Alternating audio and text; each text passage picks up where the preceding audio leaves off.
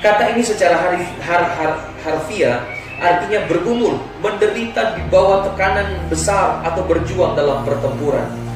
Jadi begitu banyak orang, siapapun kita, baik orang percaya maupun bukan orang percaya, sedang mengalami tekanan yang besar dan sedang berjuang dalam pertempuran. Jadi orang sedang mengalami tekanan dari atasan, tekanan dari istri, tekanan dari suami, tekanan dari orang tua, tekanan dari anak-anak. Semua orang sedang mengalami tekanan. Tekanan-tekanan itulah yang akan bisa merubah iman kita kepada Tuhan. Maka kita akan mudah melepaskan kepercayaan kita kepada Tuhan. Tekanan yang besar itu perlu kita perlu berjuang untuk melawan agar kita tidak berada terus di dalam tekanan itu. Kita harus bebas dari setiap tekanan itu. Amin, Bapak Ibu Saudara. Dan kita perlu berjuang, artinya terus-menerus secara konsisten tetap berjuang mempertahankan iman. Berjuanglah kita terus mempertahankan iman kita. Perlu konsisten. Kita perlu mempertahankan iman terus-menerus, tidak goyah, tidak mudah terpengaruh oleh keadaan dunia. Yang kedua, tetap dan tidak berhenti. Jangan pernah berhenti percaya sama Tuhan. Amin. Percaya saja. Dia beri kita menang, ya. Inilah untungku, kata pujian tadi. Ya, inilah untungku. Yang percaya sama Yesus adalah keuntungan yang besar. Kalau saudara tetap yakin ada keuntungan besar yang akan kita peroleh. Amin, Bapak Saudara. Dan kemudian dalam berjuang itu harus ada kemajuan. Iman kita mesti maju. Amin. Jangan hanya imannya segitu-gitu aja. Bisa nggak ya? Bisa nggak ya Tuhan melakukan perkara yang besar? Bisa nggak ya? Harus ada kemajuan. Kalau Tuhan pasti bisa. Amin. Tugas kita, Tuhan mampu melakukan segala perkara yang heran. Tapi tugas kita harus benar-benar percaya dan yakinkan diri kita bahwa Tuhan itu mampu. Haleluya. Saya catat begini, perjuangan iman akan memeras tenaga dan pikiran kita saat kita ada dalam peperangan rohani. Bangunlah benteng pertahanan iman yang kokoh. Jadi dalam perjuangan itu menguras tenaga, menguras pikiran kita. Orang yang sedang berjuang mempertahankan hidupnya, mempertahankan imannya, itu pikirannya terkuras. Aduh, gimana ya, susah banget nih hari ini. Aduh, kok begini ya, keluarga saya gini-gini amat, hidup saya kok gak berubah-berubah. Udah puluhan tahun menikah, udah puluhan tahun ikut Tuhan. Aduh, pusing hidup saya gini-gini amat. Kok susah ya ikut Tuhan ya. Itu peperangan rohani sedang terjadi dalam diri kita. Jadi peperangan itu yang akan bercampur aduk dalam pikiran kita. Bangunlah benteng pertahanan iman. Amin. Iman itu perlu ada pertahanan dengan kita harus mempertahankan iman kita agar tetap kokoh. Pertahanan kita dengan firman, pertahanan kita dengan kuasa Roh Kudus yang akan terus membentengi iman kita agar tidak mudah goyah. Amin, Bapak Ibu Saudara. Kemudian saya catat begini, kita tidak boleh membiarkan siapapun menghentikan kita untuk tetap mempercayai Tuhan dan menaati Dia. Tidak seorang pun yang mampu merubah iman kita sama Tuhan. Tapi hari-hari ini banyak orang, karena seseorang dia melunturkan imannya sama Tuhan.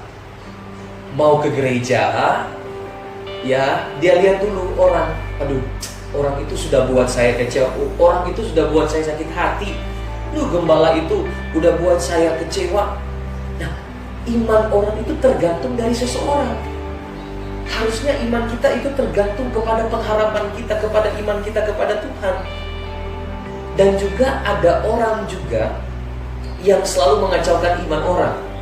Artinya dia selalu ajak-ajak orang untuk tidak beribadah sama Tuhan.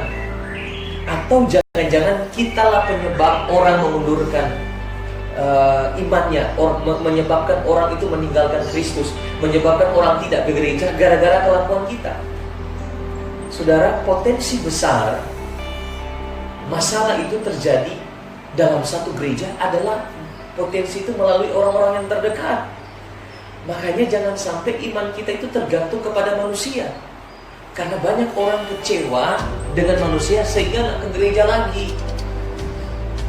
Oleh sebab itu jangan seorang pun membiarkan kita, menghentikan kita untuk percaya sama Tuhan. Amin. Ya. Gara-gara kamu sih ma, gara-gara kamu sih pak, gara-gara kamu nih kita terlambat ke gereja, gara-gara kamu nih kita terlambat untuk beribadah, gara-gara kamu nih saya nggak bisa ke gereja. Jadi banyak orang kadang-kala tergantung imannya kepada seseorang. Tetapi iman kita mesti pertahankan, tidak tergantung dari orang. Apapun keadaannya, saya tetap memandang kepada Yesus. Selama kita hidup, kita berjuang dengan kekecewaan, kita berjuang dengan luka hati, kita berjuang dengan berbagai macam persoalan hidup. Tapi jangan sampai iman kita tergantung kepada manusia. Saya lanjut. Iman yang kokoh tidak akan pernah bisa berubah walau keadaan sekitar berubah menjadi sulit. Iman yang kokoh, iman yang dipertahankan tidak akan berubah. Amin. Sekalipun keadaan sulit, dia tidak akan merubah imannya. Saya yakin kok, walaupun keadaan berubah, suatu saat nanti Tuhan akan ubah keadaan keluarga saya. Tuhan akan beri kemenangan. Gak selamanya kesusahan itu ada, gak selamanya pergumulan itu ada. Selalu ada hari yang senang buat kita, karena Tuhan sudah menyediakan kemenangan. Kemenangan sudah Kau jamin, aku percaya. Selama pergumulan, ujung-ujungnya pasti kemenangan yang Tuhan beri. Amin. Saya catat begini, akan banyak musuh yang akan merampok iman kita, karena iman kita bernilai tinggi dan mahal harganya. Iblis itu seperti pencuri. Iblis itu bisa merampok iman kita, sehingga kita itu mulai ragu sama Tuhan. Keraguan itu hanya mengecilkan Tuhan, hanya mengecilkan kuasa Tuhan. Iblis akan merampok damai sejahtera kita, dia akan curi sukacita kita, dia akan ambil berkat-berkat rohani kita, dia akan rampok karena iman kita bernilai sangat tinggi dan mahal. Bapak Ibu Saudara, setiap waktu iblis itu seperti pencuri. Dia mencari kesempatan untuk mencuri iman kita. Dia mulai taruh keraguan, dia mulai taruh ketakutan dalam kehidupan kita. Hati-hati. Bukan hanya iblis, kita pun sendiri bisa mencuri damai sejahtera kita sendiri. Artinya kita menghilangkan damai sejahtera kita menghilangkan sukacita kita hanya persoalan-persoalan kecil, sehingga iman kita bisa mudah menjadi lemah.